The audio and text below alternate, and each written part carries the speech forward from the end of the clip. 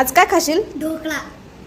तर चला अगदी झटपट बनणारा आणि परफेक्ट असा ढोकळा करायला घेऊयात। त्यासाठी सुरुवातीला अर्धा कप पाणी घेतलं, त्यात 1 टीस्पून लिंबू सत्व, 3 चमचे साखर, चवीनुसार मीठ घातलं, 2 चमचे तेल घातलं आणि अगदी चिमूटभर हळद घातली।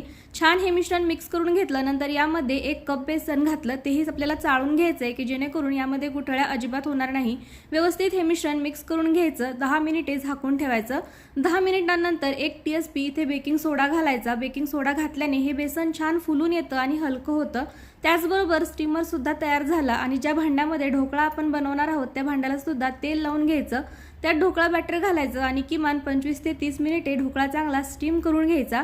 नंतर तयार ढोकळा साईडला ठेवून देऊयात आणि इथे तडका करायला घेऊयात। तर तडक्यामध्ये तेल गरम करून घ्यायचं, जिरे, मोहरी, हिरव्या मिरच्या घालायच्या आणि कढीपत्त्याची पाने घालायची आणि छान तळून घ्यायची। तर तुम्ही इथे हा ढोकळा पाहू शकता। तर यावर तडका घालूयात आणि ढोकळा खाण्यासाठी तयार आहे।